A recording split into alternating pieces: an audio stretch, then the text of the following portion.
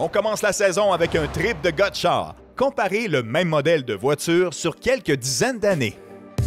Il y a presque 50 ans qui séparent les deux voitures que vous avez derrière moi, la Porsche 911, la version Targa de 1976 et la toute nouvelle version 911 Carrera 2025. 50 ans d'histoire et c'est plus long que ça parce que ça a commencé avec la 356, mais la 911 demeure encore une fois et encore aujourd'hui une icône de l'industrie automobile. C'est notre essai de la semaine. Alors, pour ce qui est de l'aménagement intérieur d'un Porsche, bien évidemment, c'est toujours d'une grande qualité, une grande précision aussi. Les matériaux sont de belle qualité.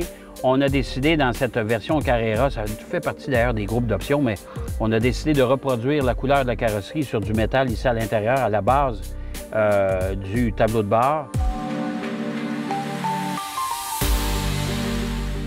Pour le reste, on a une belle prise au volant. Les sièges offrent un excellent maintien.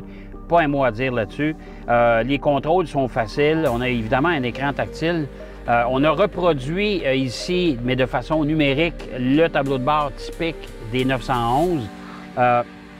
L'écran aussi est quand même d'une bonne dimension. Et comme je vous disais, c'est très, très, très facile d'utilisation. On n'a pas besoin de travailler partout. Pour ce qui est de la 911 des années 70, celle-là, 1976, c'est vraiment à la plus simple appareil, même que cette voiture-là n'a plus de radio dedans. Oubliez ça, c'est vraiment une Porsche à l'état pur. Le tableau de bord, bien sûr, comme je vous disais, avec la version 2025, on a reproduit un peu le tableau de bord typique des 911 du temps ici avec les jauges à température, à pression d'huile, avec le contour tout de suite en face de vous avec aussi l'indicateur de vitesse.